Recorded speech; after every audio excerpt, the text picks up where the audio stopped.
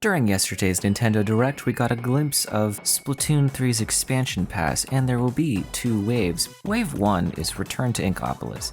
Now, to clarify, Wave 1 and Wave 2 are included in the same package. Some people thought that Wave 1 was by itself, and it was ridiculous that they were just getting a reskin of the lobby, technically, which I'm pretty sure Wave 1 is just to get those older fans for sure to buy the expansion pass, which I already did, for sure. You also get a bunch of coins and a bunch of drink tickets and level up tickets, so it's like $2 for that, $2 for the $3 for the reskin, I want to say, and then $20 for the Wave 2. Wave 1, to me, still looks really good. There are some minor differences here and there, because they had to squeeze in Grisco and Table Turf and a few other things.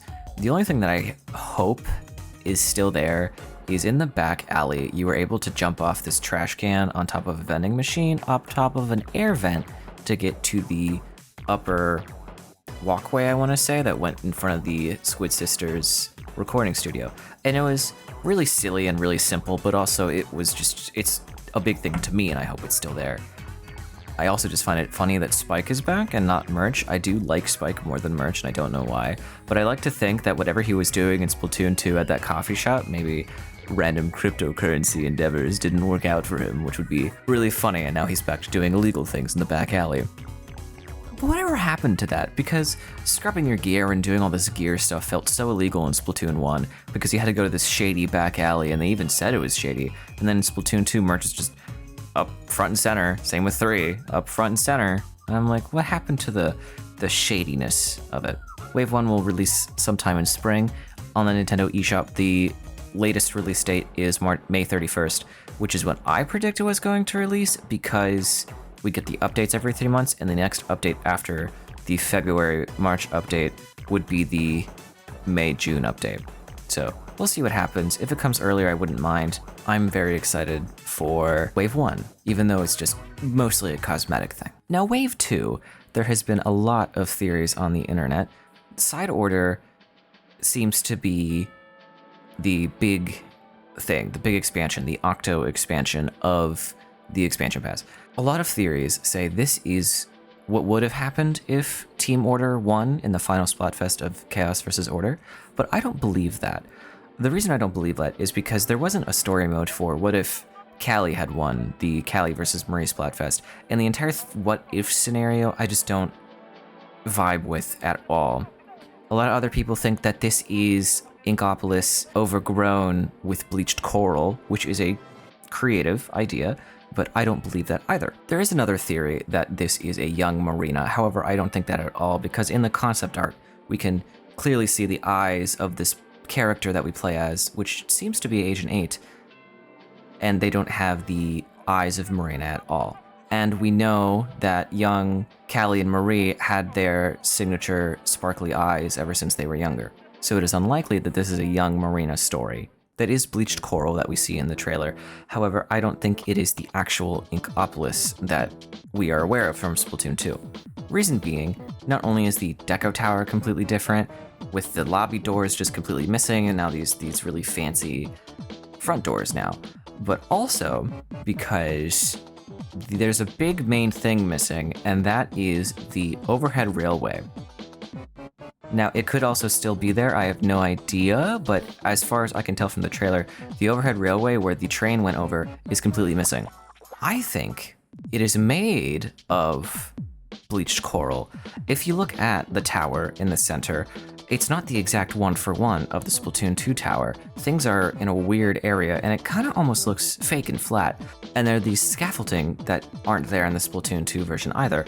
It's almost like this entire city is made out of bleached coral, as if to replicate an actual Inkopolis. There's a bunch of self-reflecting theming going on with the imagery and things like that, but most importantly to me, it seems like there's also a cloning theme happening with this one particular image here. Cloning has been mentioned in the Splatoon universe, and it has been a thing since Splatoon 1, because Little Judd has been in a cloning machine since Splatoon 1, supposedly. But cloning has been a thing, which is why I think cloning is possibly the bigger theme of this story. Now for my total overall prediction, I think Agent 8 and maybe even Agent 4 were kidnapped, were taken, and then cloned.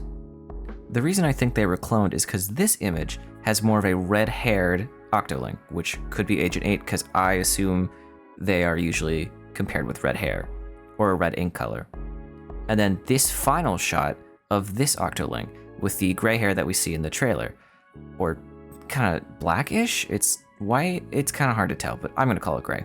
I think this Octoling that we see in the fetal position, looking up, lost and confused, is a clone of Agent 8. And that image with all the other clones are clones of Agent 8. Someone is making an army of agents, and I don't know why that is, but I feel like someone's making clones of one of the most powerful agents. Now, the reason I mentioned Agent 4 earlier is because actually there's this image here of this shadowy figure standing in the darkness, and the shadow has a pointy ear. Now, in another image that my friend pointed out to me, the concept art seems to be this pointy-eared Octoling, but I want to chalk that up to a concept art error, but you can't also see any suction cups or anything on the hair, so it really could be anything, an Inkling or an Octoling. It's uncertain. It could even be a hybrid, which would be interesting, but I don't want to predict that.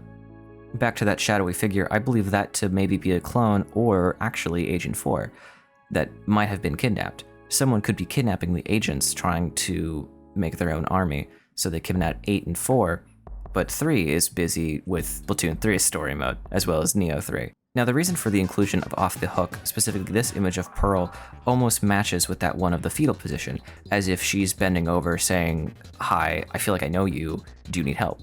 I feel like Pearl and Marina, being good friends of Agent 8, went to look for them after they were kidnapped, and then run into this clone of Agent 8. Marina's image is weird, as it's staticky and blurry, and we can hear maybe Marina's voice clips happening in the trailer, so I'm not sure if there will be a bigger part for Marina. But as far as I want to predict, I just want to say Off the Hook is going to be the clone's helping hand.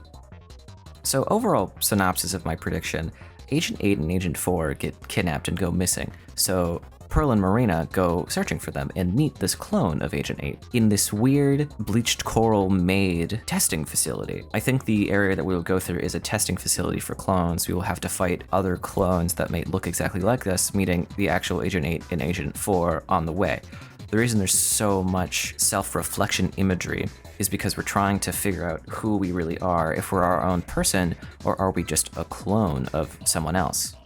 There's one image I want to talk about, and it's this one right here. There's a foot, a shoe, if you will, in the upper top left corner. There's a self-reflecting imagery obviously happening looking out the window, but also this shoe almost matches Marie's idol shoe perfectly. Now, I don't know what Marie would be doing here, especially in her idol outfit, which is even weirder, but I have no idea why Marie would even be part of this story mode. I think this just could be someone else's shoe, and my brain kind of wants to say that a clone Marie, because she is an agent, but then again, I can't think of a chance that someone would have to kidnap and clone her. The Marie that we see in Splatoon 3's story mode is the Marie that we know, I'm pretty sure. It would be interesting if that Marie that we know has actually been a clone the entire time, but I don't think there's been any personality differences that have been seen. I can't think of a person that would want to make an entire army of clones. The only 2 people that can possibly come to my mind is Tartar, however he is presumably defeated. I wouldn't be surprised if he did show up, but I would like it to be in more of a cameo sort of way, where his technology is being used, not him himself.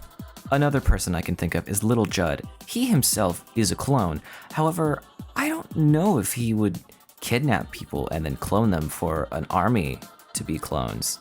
It has been said that he is fed up just being the clone, and this could be a whole entire thing if he wants to be his own person, but there hasn't really been any more beyond that. Wave 2 expansion pack of Side Order is definitely going to be a more in-depth, darker story, I want to say, with the entire idea of cloning and self-reflection, and are clones really a different person?